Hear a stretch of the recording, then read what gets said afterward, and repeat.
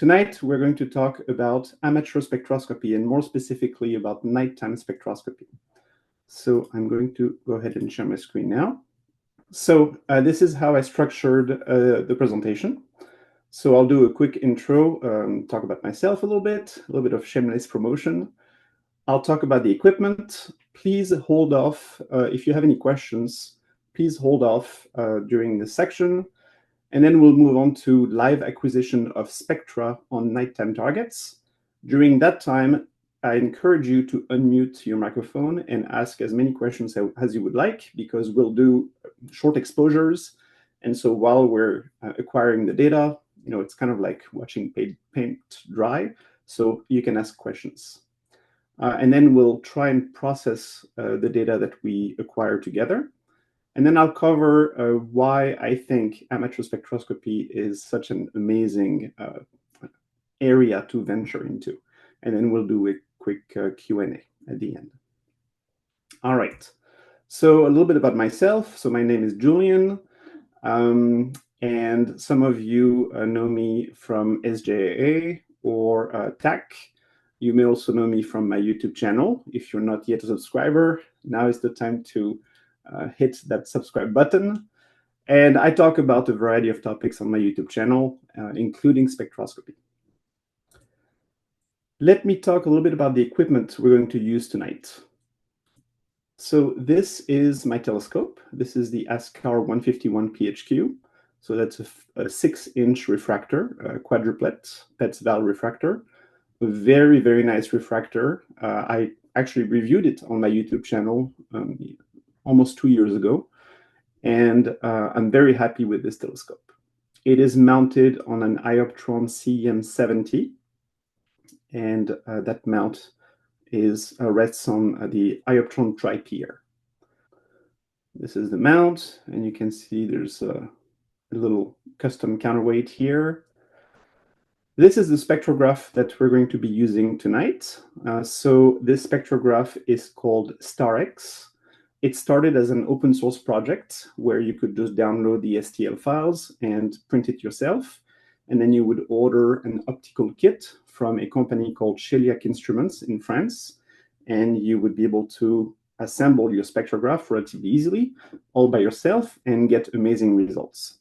So this is the StarX version. There is a corresponding spectroheliograph version called SolX, which also allows you to get amazing images of the sun. I'll share a few things later.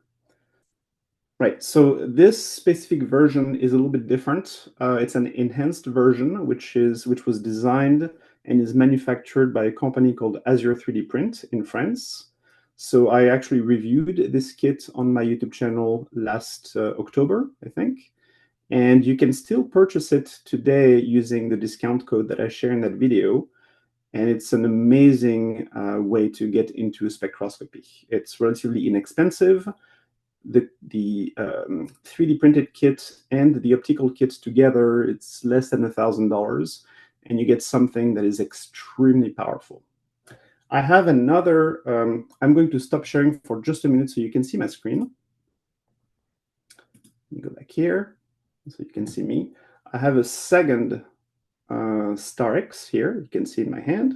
Oops, right here. So why do I have two spectrographs?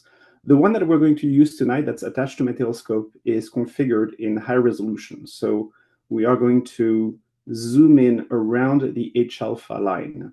And we'll have a spectral range of only about 20 nanometers. This one is configured to work in low resolution. And so I can use it over the entire visible spectrum from 400 nanometers to 700 nanometers. And I can also, with a few small changes, by changing the grading, which is underneath this wheel, and by inserting a filter, I designed and 3D printed a little filter holder here. And you can insert a rejection filter. You can actually use this to do near-infrared spectroscopy. I have a camera, which is the ASI 715MC. It's a color camera with a tiny sensor, very good for planetary imaging.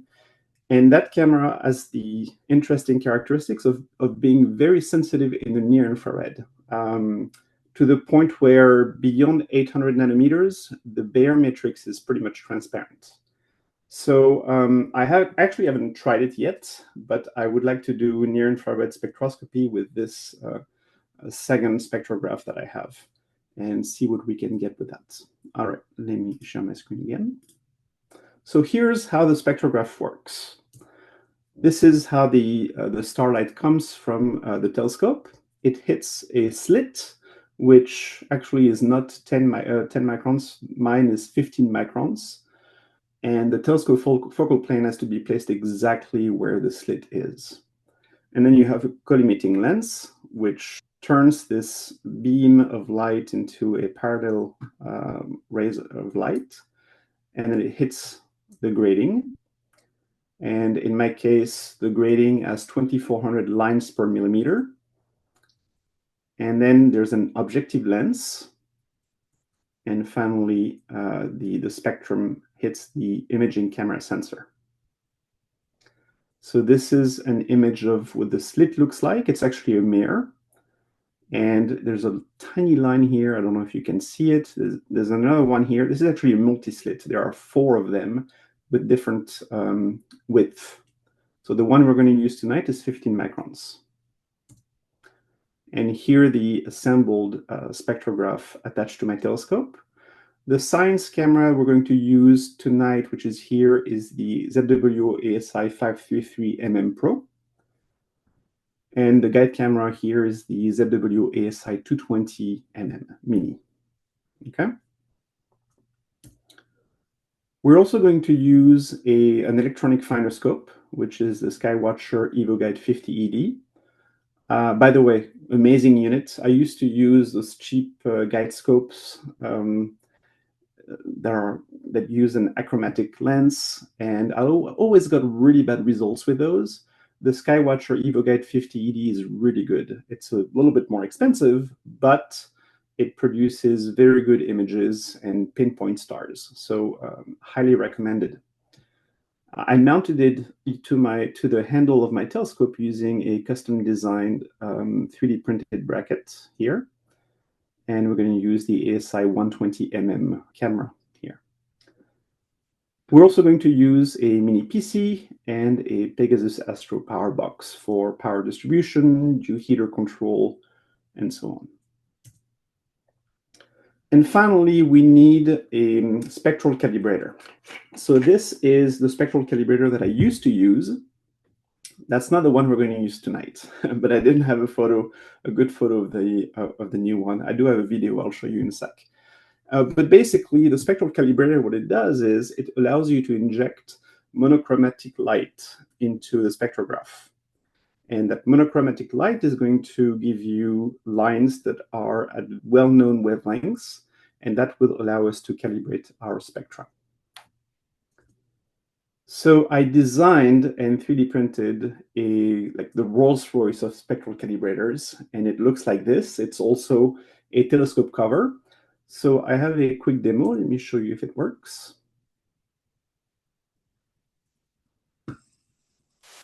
This is a cover. Pretty straightforward. It is controlled via ASM. There are little magnets that will cover in place when it's either open or closed. Let me see if I can play again. But then on the inside of the cover, there are 4 little slots, as you'll see in a second. And those are not LEDs. They are neon bulbs. Okay? They require 100 volts to turn on. And all of this stuff, you can actually look at it, how I designed it, how I built it. I actually have it right here. And let me blow this up a little bit. So this is an open source project.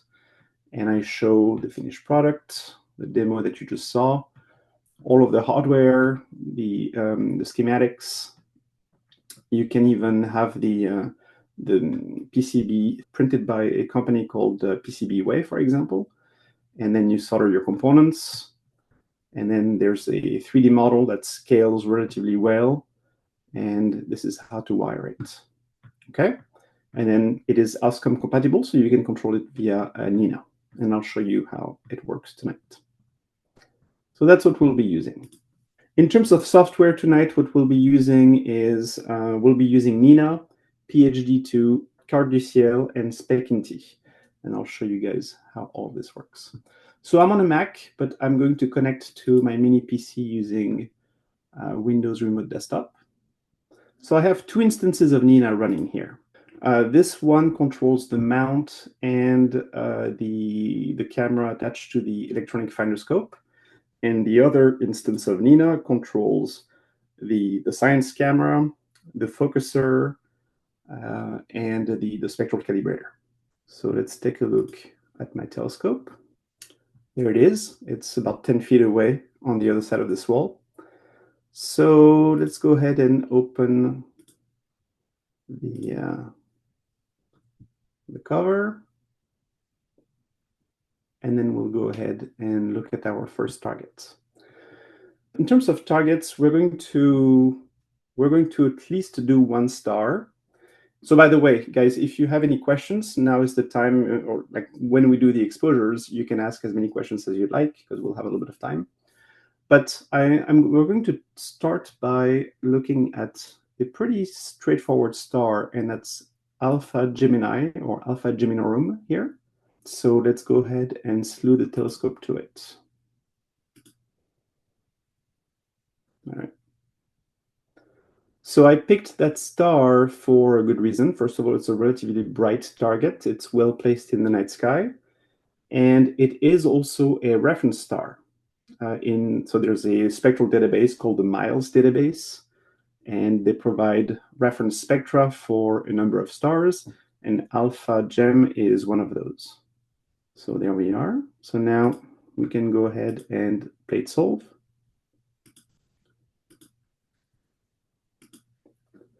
We should be pretty close. Actually, we are dead on target. How about that? So now the next step is we're going to use PhD2. So here you're looking at what the guide camera sees. So this is our target here, the bright star. What you're seeing here and here, they're just artifacts, they're reflections from the slit. So the slit has a certain thickness, and there's light that reflects on both sides of the slit. So that's why you're seeing those artifacts. So now let's go ahead and center it. That black line you're seeing in the middle is the image of the slit. So in PhD2, you can do View Spectrograph Slit to display this little rectangle, and you can adjust its position. So now we can go ahead and start tracking. And using the second instance of Nina, we can do a first exposure. Let's do 10 seconds. Cool, so this is our spectrum. So it's a line. Obviously, the light is dispersed perpendicular to the slit. What you're seeing here, this little dip, I don't know if you can see it clearly, but I can zoom in. This is the H alpha line. Okay, so it shows up in absorption. So let's do this. Let's start a quick sequence. This one is going to be relatively short. We're going to do 3 exposures, or you know what, let's just do 2 exposures of 60 seconds. And so I just want to show you how what I do here.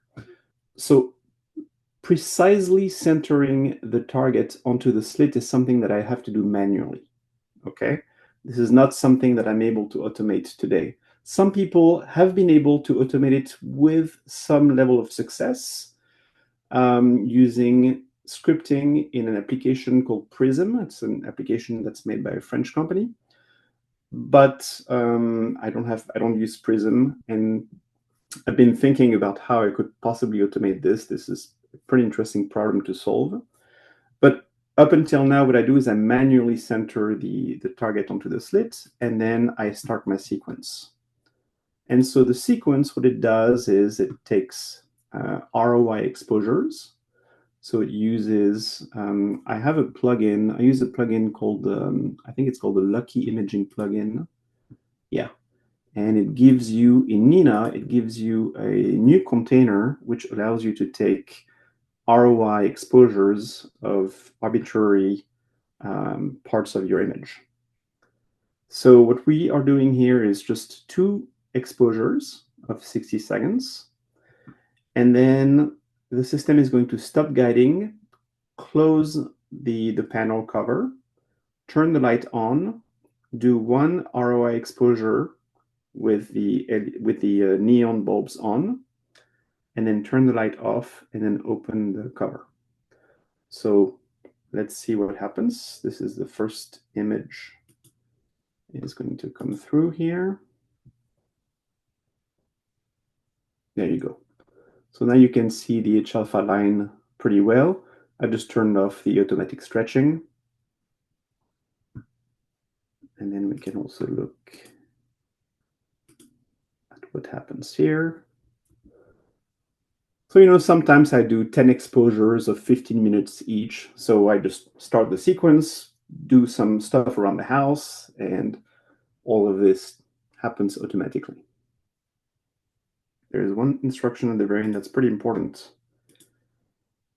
And it is an external script to stop tracking, because otherwise the mount would continue tracking the sky and potentially hit a limit, which is something I want to avoid.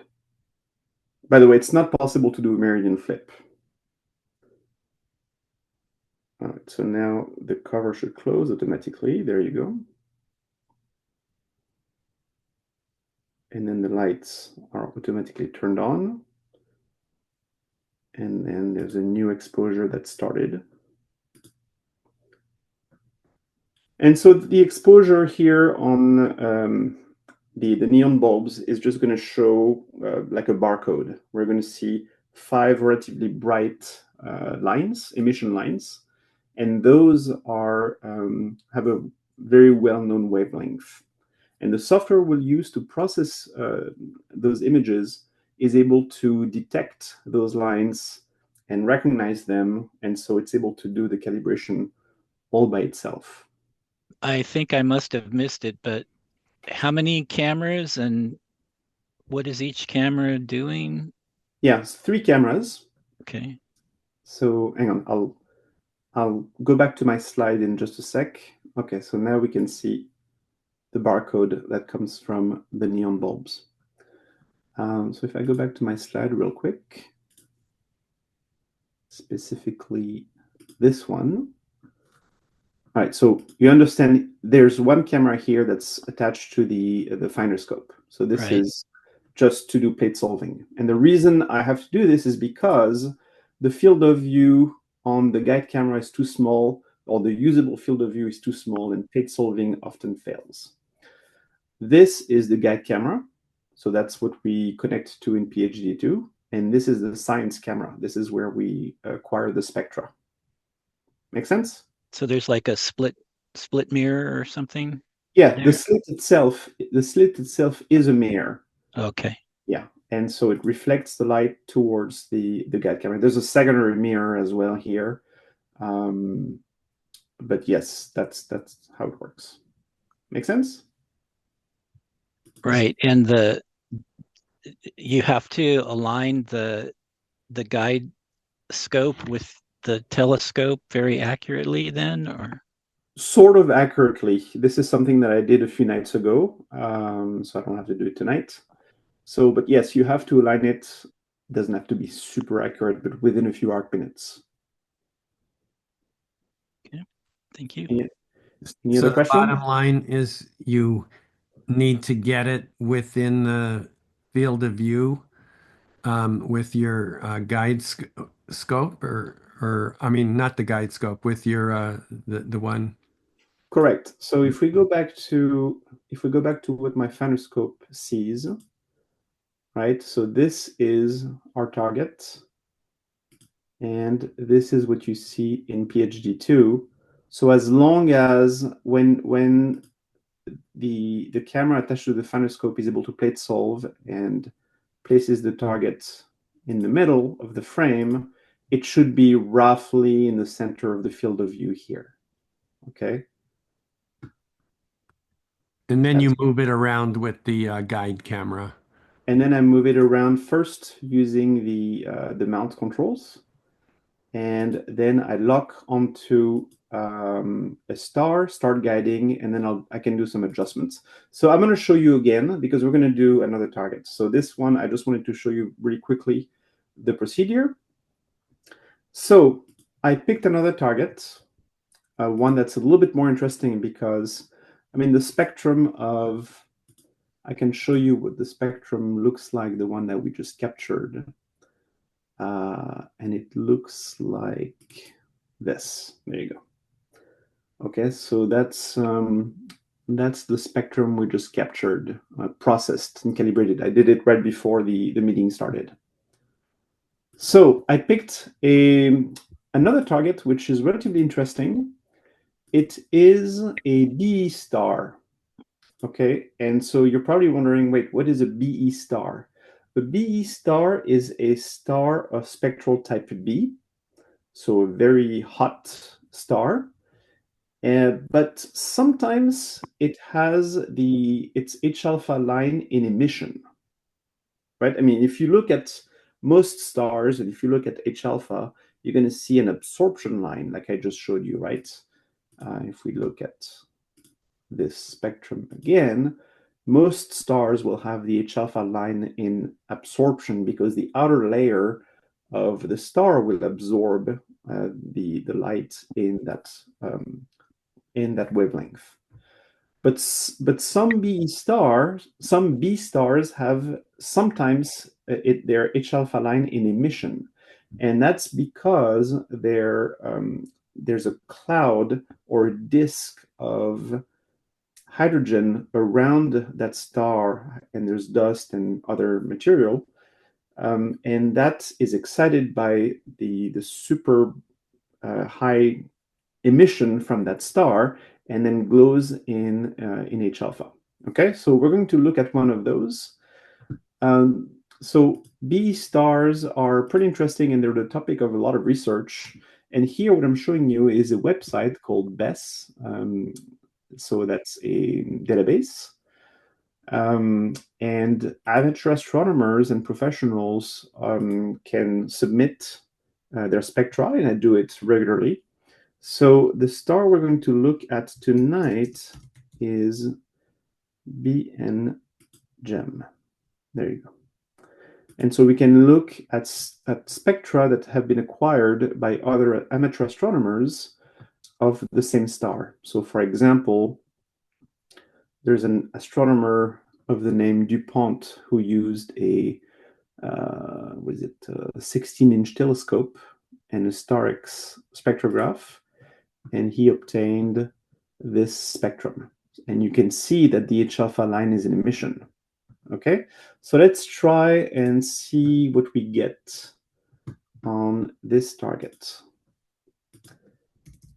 So in Carte du Ciel, I have installed the necessary catalog so that it's able to recognize this designation here.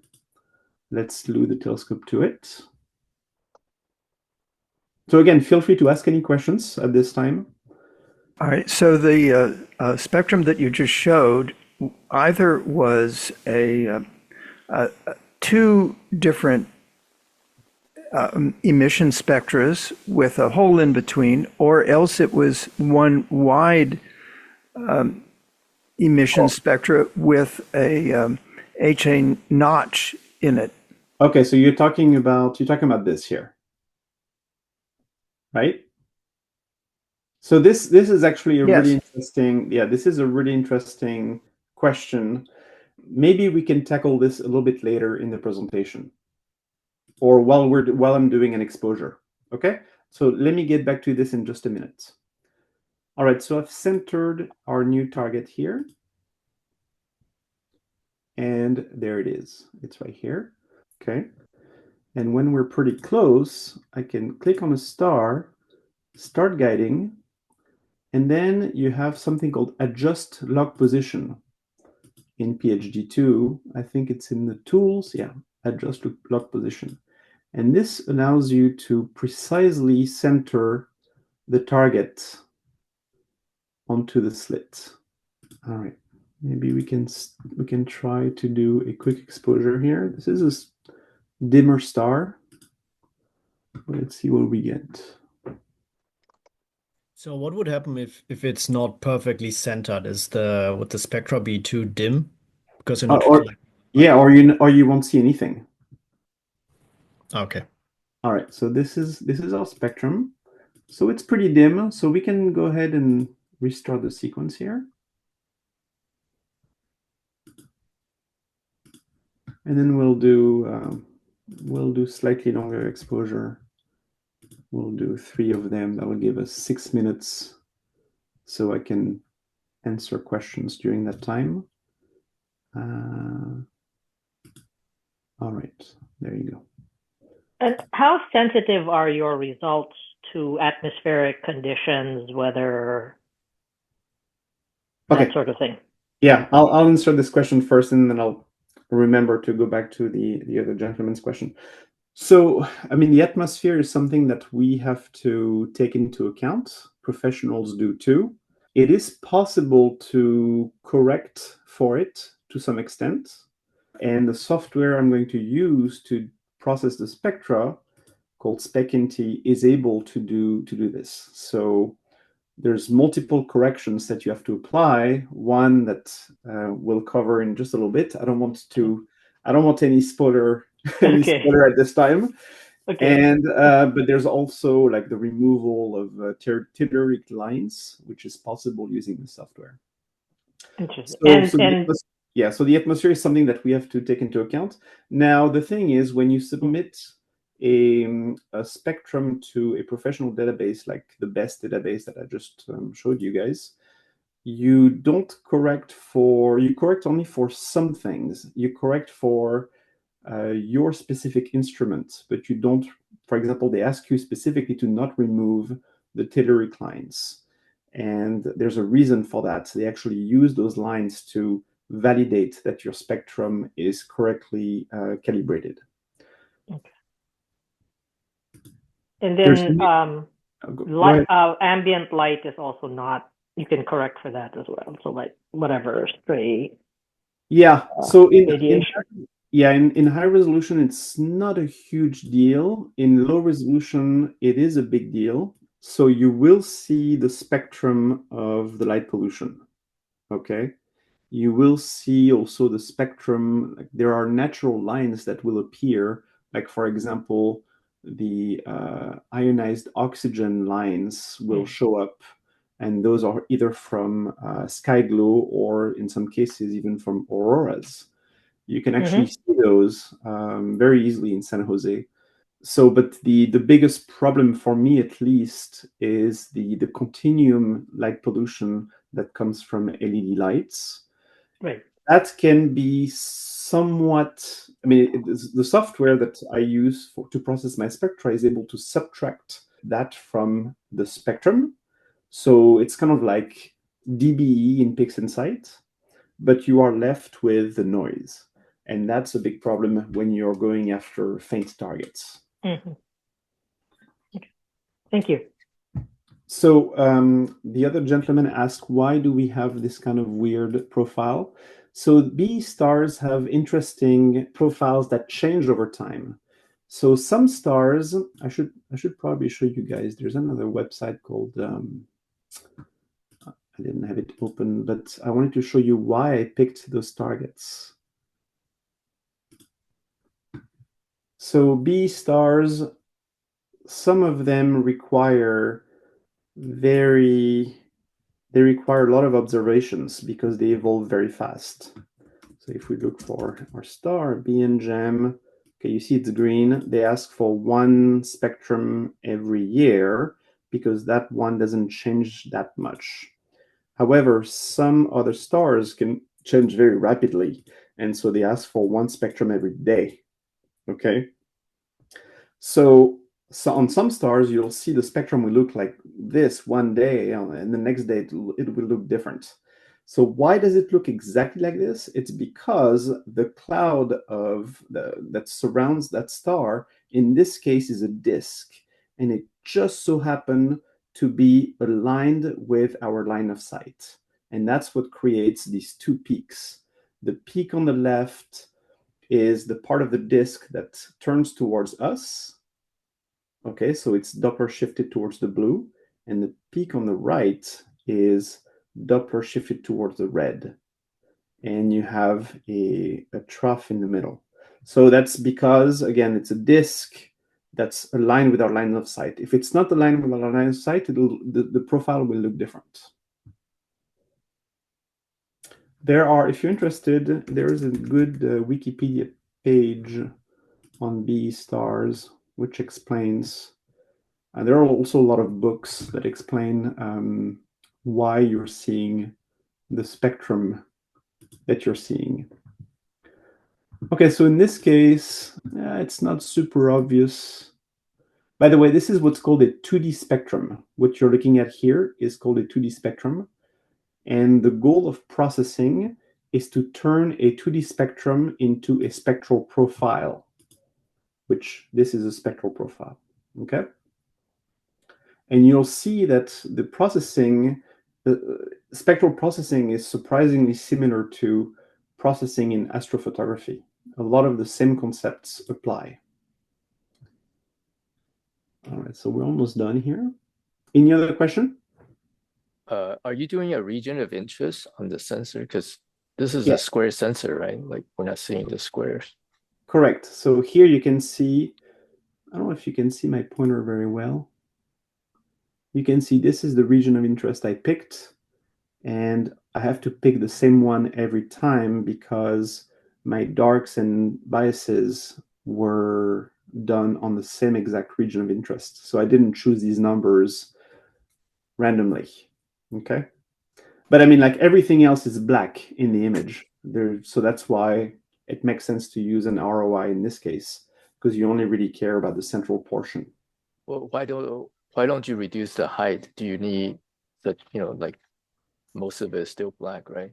Yeah, good question. You do need the background sky because the software is going to basically the software is going to identify where in the image the spectral line is, and so it's going to assume that the rest is background sky. It's going to compute some mean values and then do some subtraction. Okay, so this is our neon lines. So now that we are done with our target, we can go ahead and process it. Let me introduce you to this software. So this is called SpecInt. There's a UI called SpecInt Editor. And this is both the best and the worst software I've ever seen. So it's the worst software I've ever seen because it's not user-friendly at all. In order to use it, you're going to have to read pages and pages of documentation. A lot of errors are not well handled. Sometimes it'll fail for no good reason or for no obvious reason. When you're a beginner, it's kind of difficult to get into it. So although it has gotten better with this new version, but it's also really good software because once you get the hang of it, you can process an entire night of spectroscopy in just a few minutes. And so processing really has been commoditized. So I'm going to go ahead and start the processing. Hopefully it'll work. All right, perfect. So there is our spectrum. Okay. Now, the exposure, I only took, 3 exposures and they were 2 minutes long. So you get a lot of noise. If I were to do this properly, I would have taken much longer exposures and more of them, of course. But you still see the same profile that we saw earlier. Now, I have a question for you guys. This is a BE star, so a star of spectral type B. As you can see here, the spectrum goes up towards the right. The right here is the red, the left is the blue. And I mean, if you remember what the Planck profile looks like, for a B star in around H alpha, it should be going down, not up. So does anyone have any idea why that is? Is it the silicon spectral sensitivity? Say again? Is it the silicon spectral sensitivity, which tends to peak at 800 nanometers? You're onto something, but let me explain. So when you do spectral processing, what this thing did, by the way, I should explain which images it used. So I fed it these 3 images, which have the actual spectra that we captured, the neon reference. I also gave it dark, a master flat, and a master bias. Okay. And with that, it's able to create a calibrated spectral profile. That being said, we need to do additional corrections. My spectrograph and my telescope, it's not perfect. It doesn't have a perfect efficiency across the entire spectrum. So in order to correct this, I calculated what's called the instrumental response.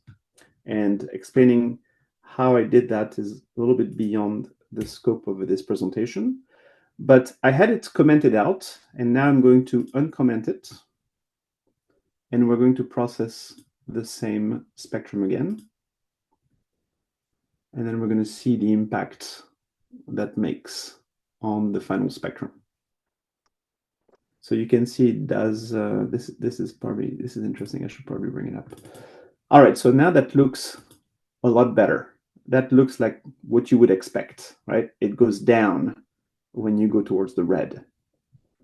And again, we have the same interesting profile that I talked about earlier. Cool. All right, so next, it's 8:21. Maybe we have time for one more. I also have no, you know what? I have a bonus object. Let's go directly to the bonus object. All right, so the bonus object is Jupiter. So we're going to look at the spectrum of Jupiter. So before we do that, I just want to point something out. You see these emission lines that come from the neon bulbs? They're pretty vertical, right? They're ever so slightly, there's what's called a smile. If I was not taking an ROI, it would become very clear that they're actually arc circles. The software actually does some correction for the smile. You can see here smile correction. It's also able to do slant correction. So the spectrum is not always perfectly horizontal. These lines are not always perfectly vertical. It's able to correct for all of those geometric irregularities. So it's a pretty advanced piece of software. What causes those slants and curves? Oh boy, this is beyond my pay grade. It, like, to understand that would require very good understanding of the optics of the spectrograph, and I've never really taken the time to. Okay, so it's the, in short, it's the result of the optics. I didn't think that it was the result of the emission of the neon. No, not at all. It is the optics, yeah. All right, so now we have Jupiter here. Doesn't have to be perfect since it's such a big target. And let's do a 10-second exposure. It's probably enough. So again, these lines are roughly vertical, right? Okay. You know what? I'm going to do a longer exposure. Let's do 30 seconds. So we'll see things a little bit better. 25 seconds. So it's not saturating because of the slit? I'm sorry, say again? You know, with a normal astrophotography setup, you couldn't take a 10-second exposure of Jupiter. It would be all saturated. Oh, right. No, I mean, like it disperses across the entire spectrum, so that's why you have to take relatively long exposures. So by the way, like the the dimmest object I can reasonably reach with this setup in high resolution is about magnitude 11. Okay, with my low resolution spectrograph, I can go to about magnitude 15. All right, so here's the spectrum of Jupiter. Let's zoom in a little bit and see what we see. So Can you first, tell us what lines you would expect to come off of Jupiter in terms of nanometers? yeah. So what kind of lines would I expect to see off of Jupiter? I would expect to see the solar spectrum, right? Because the light that Jupiter emits is actually sunlight that's reflected by Jupiter. And what we're seeing here is the H alpha line in absorption. This is actually the solar spectrum. However, do you notice that the lines are at an angle? Right? Whereas the neon lines I was showing you earlier are vertical. So And also they're wider. They're much wider than I would expect. Yeah, but who can tell me why they're slanted? The rotation? Yes, exactly. So that's due to the rotation of Jupiter. And the reason we're seeing the slant is because the slit is aligned with the RA axis, roughly. Right? If the slit had been vertical, you wouldn't see, those lines wouldn't be slanted. We would see other interesting things, but you wouldn't see those slanted lines. Okay? So that's Jupiter. That was the bonus object I wanted to show you guys. All right, so let's recap. We looked at the spectrum of a reference star, Alpha Gem. We captured and we processed the spectrum of a B star, BN Gem, and then we looked at the spectrum of Jupiter. Cool. So now I have a few more things I want to talk about. So let me quickly park my scope. Close the cover. Why is it that you can't do a meridian flip? That's a good question. So if you do a meridian flip, I mean, think about it. When you do astrophotography in NINA, right? When you do a meridian flip, after the meridian flip, NINA is going to recenter the object. Mm-hmm. Okay. And I explained earlier that in order to center the objects, it's a manual step. It's something that I would have to do myself. Right? So, I mean, you could technically do a meridian flip, and then I would have to go and manually recenter the object. Also, it would have to be exactly in the same position. It's just usually what I do is I stick to only one side of the meridian and stop when the object. So it's not a mechanical thing or an optical thing. It's just because the meridian flip routine that NINA does has all the other stuff in it you don't want. Like NINA would not be able to do any plate solving. Mm-hmm. I used 2 instances of NINA. Yep. Right? One for plate solving, and then one for acquisition, and then I use PHG2 to precisely center the target onto the slit. Yep. So this is not something that software can handle well today. Maybe in the future it could be, but that's just not the case today. So it's the meridian flip automation that's the problem, not that the setup can't do a meridian flip in terms of the mechanics or the optics of the system. Right. Yeah. Okay. Let's go back to the slideshow here. So I wanted to talk a little bit about why I think amateur spectroscopy is so amazing. When you look at a star, when you take a photo of a star, all you see is a dot. If you're like, it can be brighter or dimmer, it can have some color, but you can't really tell much from that. With spectroscopy, you can actually study those objects. So we looked at BE stars, and those are fascinating objects. I invite you to read more about them on your own time. But I wanted to talk about some of the other type of objects that amateurs have been studying using the same spectrograph that we've been using tonight. So cataclysmic variables like recurrent novae, is something that is being studied carefully by a lot of amateur astronomers. Remember, amateur astronomers have a superpower, and that is the fact that there's many of them, and they have a lot of time. They have a lot of telescope time, whereas professionals don't have a lot of telescope time. And some of those objects are actually quite bright. You're not going to reserve time on the VLT to study a magnitude 8 star, right? That doesn't make any sense, especially if you need to study it almost every night. So amateur astronomers actually have a huge role to play in spectroscopy. So François Tessier is the administrator or the person behind the ARIS database and the ARIS forum, is a bit of a specialist in cataclysmic variables in the astronomy community and has worked with professional astronomers like Steve Shore and has done a lot of remarkable work in that area. Extragalactic supernovae also are really interesting.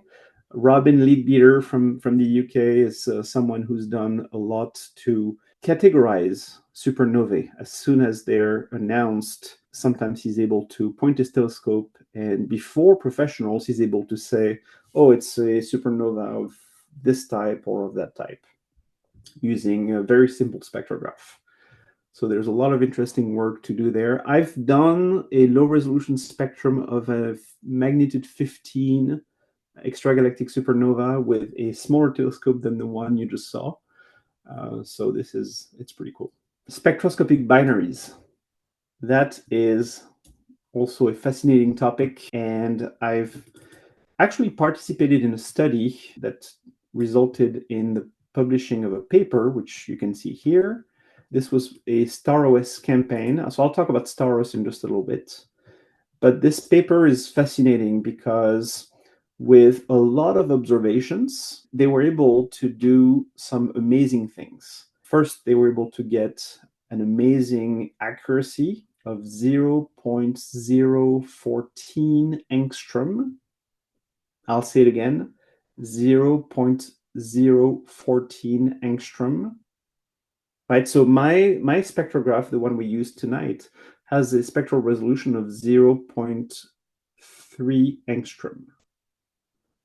So that's 0.03 nanometers. Okay, so if you think your 3 nanometer narrowband filter has a narrow band, not really. Like the spectrograph is able to do 100 times, has a resolution of 100 times smaller than the bandwidth of a narrowband filter.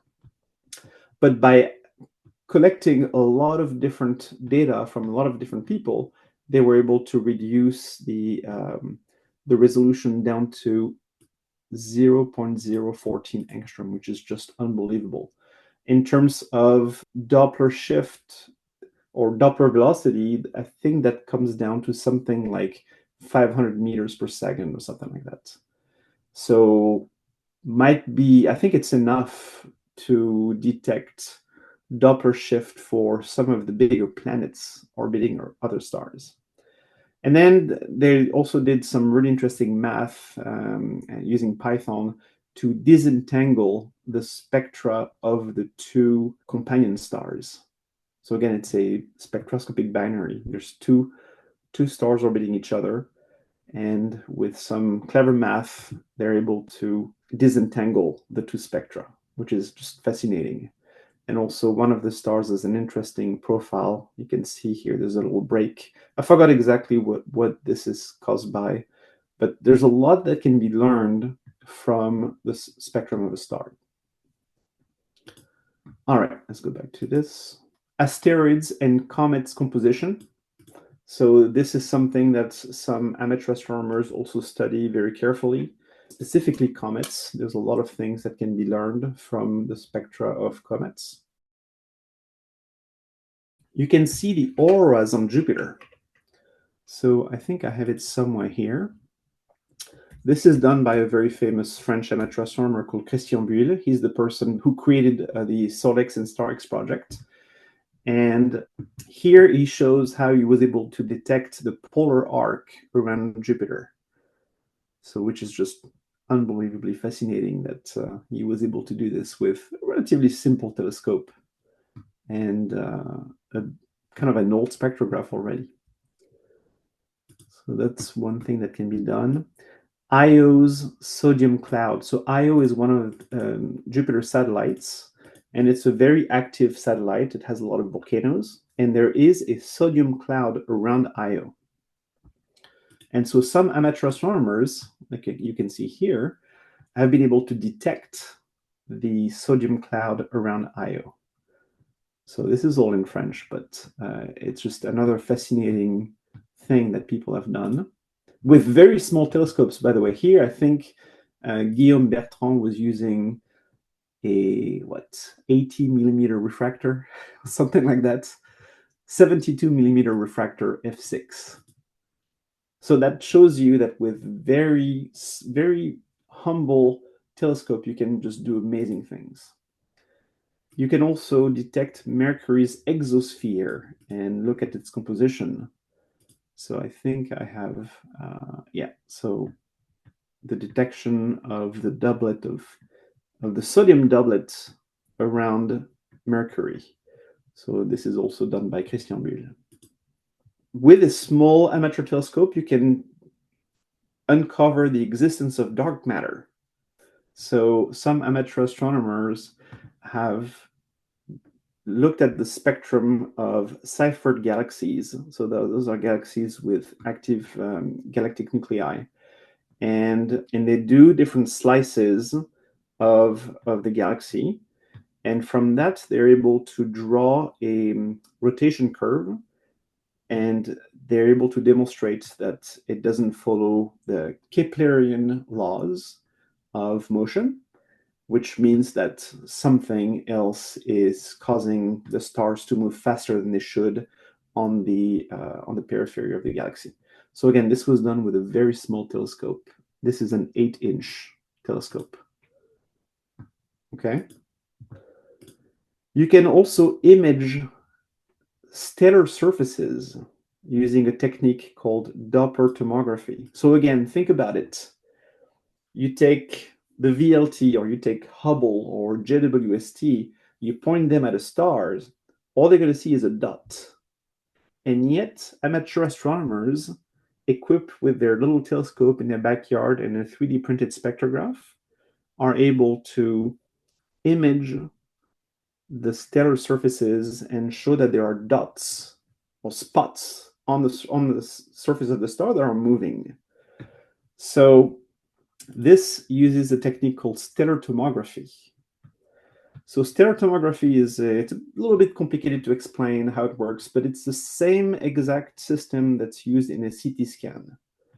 Okay, except that here it's the Doppler effect that causes lines to move around the spectrum, and then there's a lot of really complicated mathematical analysis that has to take place. But basically, from a series of spectra, it's technically possible. You can see how there's like features that move over time as the star rotates. And from that, it's possible to reconstruct what the star looks like.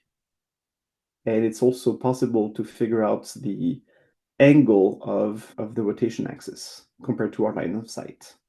For this, you need a spectrograph with a very high resolution, higher than this one, probably about 50,000. This one, the one that we use tonight, is in its current configuration has a resolution of 20 to 25,000.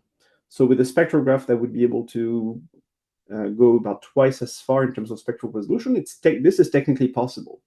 You can only do this on a small number of stars, those that rotate sufficiently fast and that have large spots. But there's a few of them in the sky, and some of them are relatively bright. So this is just something that completely blows my mind. With a slightly different version of the spectrograph, you can also image the sun. So this is what's called a spectroheliograph, right? So SOLEX, if I can quickly go to the SOLEX website. So SOLEX originally is a spectroheliograph. StarX is just an extension of SOLEX in order to use it for nighttime targets. And SOLEX is able to, I don't know if you guys saw the recent video by Dylan O'Donnell, where he showed a spectroheliograph, and that apparently stirred a lot of interest in the amateur astronomy community. So with the spectroheliograph, you're able to image the sun in many different wavelengths. So of course, you're able to look at it in H alpha. This is with a Solex and a small refractor. But you can also look at it in here, sodium and helium. And you can also do what's called a Dopplergram. It looks like this. You can also draw a map of the magnetic field of the sun. So that's called a magnetogram. And this uses an effect called the Zeeman effect, where the magnetic field can cause absorption lines or emission lines to double up. Okay. And there is software that was created by French amateur astronomers Christian Buil and Valérie Denou that's able to pick this up and effectively render an image of the magnetic field of the sun. On the left is the one that was created by an amateur astronomer using an 80mm refractor and a Solex, and on the right is a professional version, and you see that they match very well. Okay.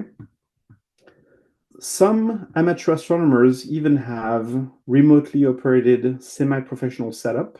So there's a team, again, another French team called Two Spot, and they set up a pretty large telescope. Actually, it's two telescopes now in Chile. And they have a pretty advanced spectrograph called an HL spectrograph, which gives you a very broad spectrum across, it allows you to look at the entire visible spectrum, for example, but with the same resolution as a high-resolution spectrograph. And it uses a fiber optics. And their setup is really complex, and they're able to control it remotely from Europe. And they do a lot of really amazing work. Every time there's an alert, they quickly jump on it and get some results. I can show you the photo of their equipment. It's pretty impressive. There it is. Two telescopes on a big 10 micron mount. And then finally, you can image the jets of a black hole.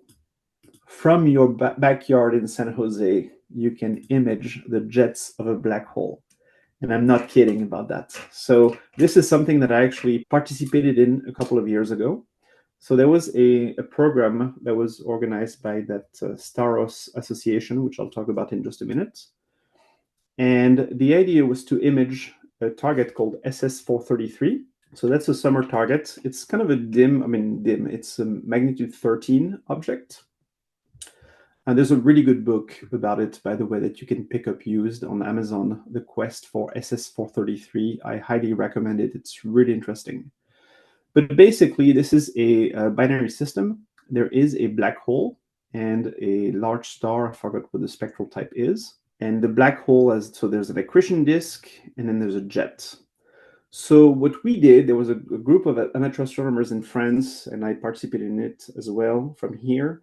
We all banded together and we took as many low-resolution spectra of SS433 and then sent it to one person who then put them together. And this is what we obtained. So it's a little bit difficult to parse, but basically what you're seeing here is the H-alpha line in emission.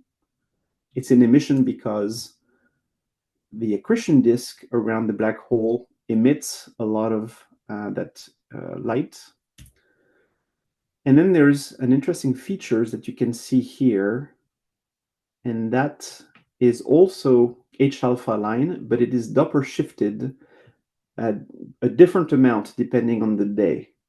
And that's because the jet of the black hole, the black hole itself, its axis of rotation spins due to the presence of the companion star. So it's like a precession phenomenon. And so this is what we see. And actually, if you look closely, there's even a second type of precession that you can see a little bit or kind of guess. And I'm not quite sure what causes it. I remember reading about it a little bit, but we were surprised to see this phenomenon as well. So effectively, we imaged the jet of a black hole using a spectrograph that's 3D printed. All right. I want to finish up by sharing a few references. If you think that spectroscopy is something that you would like to give a try, I highly encourage you to do a lot of reading. So you can start with the Solex and Starex website. So that would be this one. It is in French, but if you click in English, it's pretty much all of it has been translated now.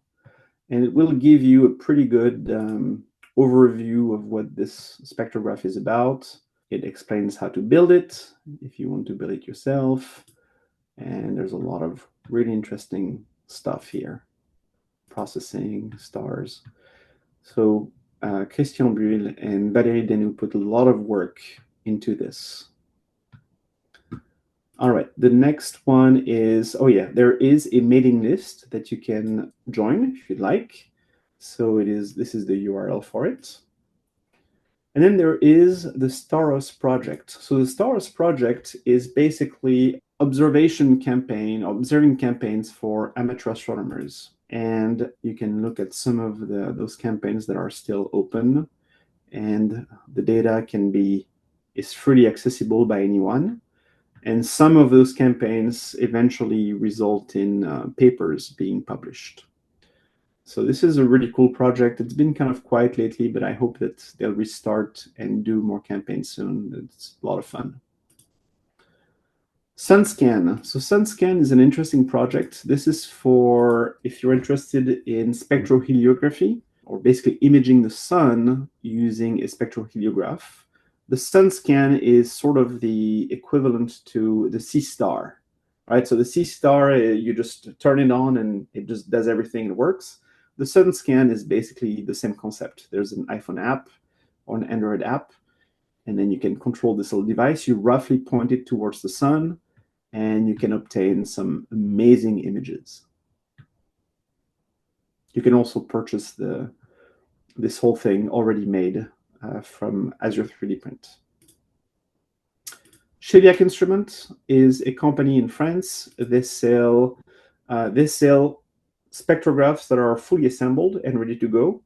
They're a little pricey, but these are turnkey instruments that you can just attach to your telescope and they'll work and you'll get support and so on.